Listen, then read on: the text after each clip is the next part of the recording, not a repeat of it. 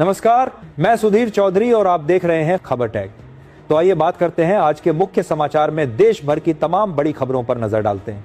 इससे पहले आप हमें कमेंट में जरूर बताएं कि आप ये वीडियो कहां से देख रहे हैं। अगर आपने अभी तक इस वीडियो को लाइक नहीं किया तो लाइक करके चैनल को सब्सक्राइब जरूर। 20 राज्यों में बारिश और तेज हवाओं का अलर्ट। भारत में मौसम अचानक बदल गया है। इंडिया मीटेरोलॉजिकल डिपार्टमेंट IMD ने देश के लगभग 20 राज्यों में बारिश और तेज हवाओं की चेतावनी जारी की है। मौसम विभाग के अनुसार दिल्ली, उत्तर प्रदेश, पंजाब, हरियाणा, राजस्थान और हिमाचल प्रदेश जैसे कई राज्यों में बारिश और तेज हवा चल सकती है। हवा की गति कुछ जगहों पर 60-65 किलोमीटर प्रति घंटा तक पहुंच सकती है। सपूर्वी भारत के बिहार, झारखंड और ओडिशा में भी बारिश की संभावना बताई गई है। वहीं पूर्वोत्तर राज्यों जैसे असम, मेघालय और अरुणाचल प्रदेश में भी मौसम खराब रहने का अनुमान है। दक्षिण भारत के आंध्र प्रदेश, कर्नाटक और तमिलनाडु में भी हल्की से मध्यम बारिश हो सकती है। मौसम विभाग ने लोगों को सावधानी बरतने की सलाह दी है। किसानों को भी अपनी फसल की सुरक्षा करने को कहा गया है। तेज हवाओं और बारिश से पेड़ गिरने और बिजली बाधित होने की संभावना रहती है, इसलिए लोगों को अनावश्यक यात्रा से बचने की सलाह दी गई है। भारत के गृह मंत्री अमित शाह आज असम के दौरे पर हैं। इस दौरे का मुख्य उद्देश्य राज्य की राजनीतिक स्थिति और आने वाले विधानसभा चुनाव की तैयारी की समीक्षा करना है। सूत्रों के अनुसार गृह मंत्री कई महत्वपूर्ण बैठकों में हिस्सा लेंगे। इन बैठकों में राज्य के वरिष्ठ नेता, पार्टी के कार्यकर्ता और प्रशासनिक अधिकारी भी शामिल होंगे। इसमें चुनावी रणनीति और विकास कार्यों पर चर्चा की जाएगी। तब बताया जा रहा है कि इस दौरान राज्य में चल रहे विकास कार्यों की समीक्षा भी की जाएगी। सरकार चाहती है कि राज्य में सड़क, शिक्षा और रोजगार के नए अवसर बढ़े। असम में हाल के वर्षों में कई बड़े विकास प्रोजेक्ट शुरू हुए हैं। केंद्र सरकार का कहना है कि इन योजनाओं से राज्य की अर्थव्यवस्था मजबूत होगी और युवाओं को रोजगार मिलेगा। गृह मंत्री का यह दौरा राजनीतिक रूप से भी काफी महत्वपूर्ण माना जा रहा है। प्रदेश में LPG गैस को लेकर सरकार ने नई सख्ती दिखाई है। पेट्रोलियम मंत्रालय के अनुसार जिन घरों में PNG गैस कनेक्शन उपलब्ध है वहां घरेलू LPG सिलेंडर रखने की अनुमति नहीं होगी। सरकार का कहना है कि इस नियम से गैस की बर्बादी कम होगी और जरूरतमंद लोगों को सिलेंडर आसानी से मिल सकेगा। साथ ही गैस की कालाबाजारी रोकने में भी मदद मिलेगी। हाल ही में कई जगहों पर बड़ी मात्रा में गैस सिलेंडर की अवैध जमाखोरी पकड़ी गई है। सरकार ने ऐसे मामलों पर कड़ी कार्रवाई के निर्देश दिए हैं। विशेषज्ञों का मानना है कि इससे गैस वितरण व्यवस्था और अधिक पारदर्शी होगी। हालांकि कुछ लोगों का कहना है कि इस फैसले से उन परिवारों को परेशानी हो सकती है जिनके पास पहले से LPG कनेक्शन है। सरकार ने कहा है कि इस मामले में आगे और दिशा निर्देश जारी किए जाएंगे। प्रदेश में हवाई यात्रा करने वाले यात्रियों के लिए बड़ी खबर है। भारत की प्रमुख एयरलाइन इंडिगो ने फ्लाइट टिकट पर फ्यूल सरचार्ज बढ़ाने का फैसला किया है। एयरलाइन कंपनी ने बताया कि 15 मार्च से कई घरेलू और अंतर्राष्ट्रीय उड़ानों के टिकट महंगे हो जाएंगे। ये फैसला विमान ईंधन की कीमत बढ़ने के कारण लिया गया है। फ्यूल सरचार्ज बढ़ने का मतलब है कि यात्रियों को टिकट के लिए पहले से ज्यादा पैसे देने होंगे। खासकर लंबी दूरी की उड़ानों में किराया अधिक बढ़ सकता है। एयरलाइन कंपनियों का कहना है कि पिछले कुछ समय से विमान ईंधन की कीमत लगातार बढ़ रही है। इससे एयरलाइन कंपनियों का खर्च भी बढ़ गया है, इसलिए टिकट के दाम बढ़ाने का निर्णय लिया गया है। विशेषज्ञों का कहना है कि आने वाले समय में यदि ईंधन की कीमत कम होती है तो टिकट के दाम भी कम हो सकते हैं। भारत की अर्थव्यवस्था तेजी से आगे बढ़ रही है। कई रिपोर्टों के अनुसार भारत दुनिया की सबसे तेजी से बढ़ने वाली बड़ी अर्थव्यवस्थाओं में शामिल है। विशेषज्ञों का अनुमान है कि भारत की GDP वृद्धि दर लगभग 6 से 7% के बीच रह सकती है। ये दुनिया की कई बड़ी अर्थव्यवस्थाओं से बेहतर है। सरकार का कहना है कि देश में निवेश बढ़ रहा है और उद्योगों का विस्तार हो रहा है। साथ ही डिजिटल भुगतान और तकनीक के उपयोग से आर्थिक गतिविधियों में तेजी आई है। ग्रामीण क्षेत्रों में भी सड़क, बिजली और इंटरनेट जैसी सुविधाएं तेजी से बढ़ रही हैं। इससे गांवों में भी व्यापार और रोजगार के अवसर बढ़ रहे हैं। अर्थशास्त्रियों का मानना है कि यदि यही गति बनी रही तो आने वाले वर्षों में भारत विश्व की प्रमुख आर्थिक शक्तियों में और मजबूत स्थान बना सकता है।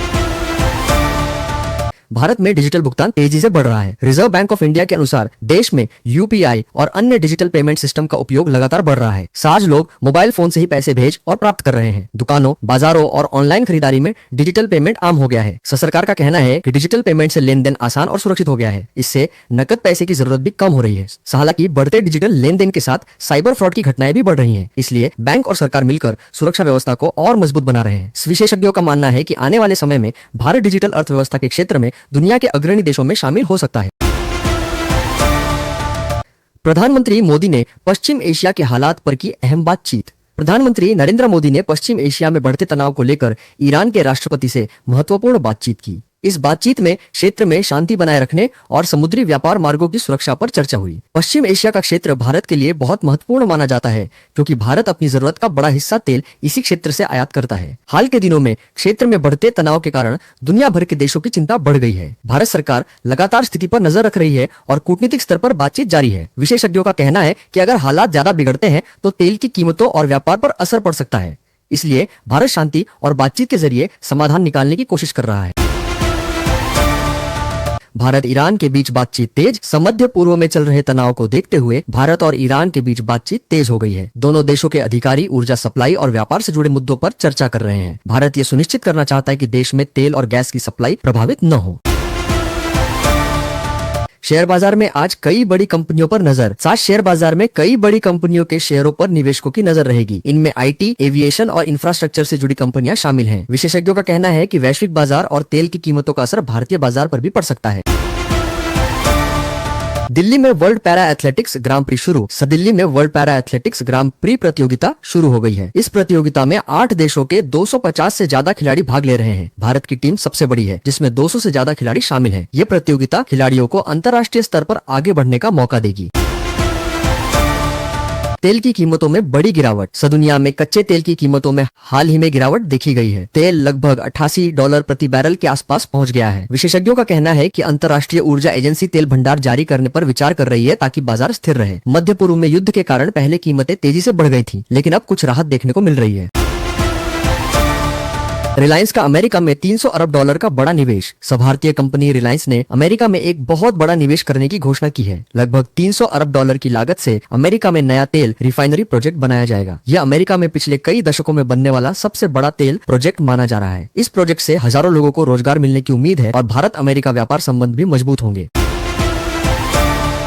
पेट्रोल डीजल की कीमतों में आज कोई बदलाव नहीं। भारत में आज पेट्रोल और डीजल की कीमतों में कोई बदलाव नहीं किया गया है। सरकार ने साफ कहा है कि अभी लोगों को ईंधन के लिए ज्यादा पैसे नहीं देने पड़ेंगे। कई शहरों जैसे दिल्ली, मुंबई, चेन्नई और बेंगलुरु में कीमतें पहले जैसी ही हैं। हालांकि पश्चिम एशिया में चल रहे तनाव के कारण कच्चे तेल की कीमतों में उतार चढ़ाव हो रहा है, लेकिन अभी इसका असर भारत के ईंधन दामों पर नहीं पड़ा है। सरकार हालात पर नजर रखे हुए है ताकि आम जनता पर बोझ न बढ़े। मध्य पूर्व के युद्ध से LPG गैस की कीमतों पर असर। मध्य पूर्व में चल रहे युद्ध और तनाव के कारण दुनिया भर में गैस की सप्लाई प्रभावित हो रही है। इसका असर भारत में LPG गैस की कीमतों पर भी पड़ सकता है। कुछ जगहों पर गैस की कमी की खबरें भी सामने आई हैं। सरकार और तेल कंपनियां स्थिति पर नजर रख रही हैं ताकि लोगों को गैस की कमी का सामना न करना पड़े। विशेषज्ञों का कहना है कि अगर युद्ध लंबा चला तो गैस की कीमतें और बढ़ सकती हैं। CBSE बोर्ड परीक्षा जारी। देश भर में CBSE की बोर्ड परीक्षाएं चल रही हैं। लाखों छात्र 10वीं और 12वीं की परीक्षा दे रहे हैं। विशेषज्ञों के अनुसार कुछ पेपर आसान से मध्यम स्तर के रहे हैं। छात्रों और अभिभावकों को सलाह दी गई है कि वे बिना तनाव के तैयारी करें और समय का सही उपयोग करें। CBSE बोर्ड परीक्षा जारी। देश भर में CBSE की बोर्ड परीक्षाएं चल रही हैं। लाखों छात्र 10वीं और 12वीं की परीक्षा दे रहे हैं। विशेषज्ञों के अनुसार कुछ पेपर आसान से मध्यम स्तर के रहे हैं। छात्रों और अभिभावकों को सलाह दी गई है कि वे बिना तनाव के तैयारी करें और समय का सही उपयोग करें। IPL 2026 जल्द शुरू होगा। क्रिकेट प्रेमियों के लिए खुशखबरी है कि IPL 2026 का नया सीजन 28 मार्च से शुरू होने की संभावना है। इस बार भी 10 टीमें भाग लेंगी। टूर्नामेंट के लिए तैयारियां शुरू हो चुकी हैं और कई खिलाड़ियों की नीलामी भी हो चुकी है। IPL दुनिया की सबसे लोकप्रिय क्रिकेट लीगों में से एक है।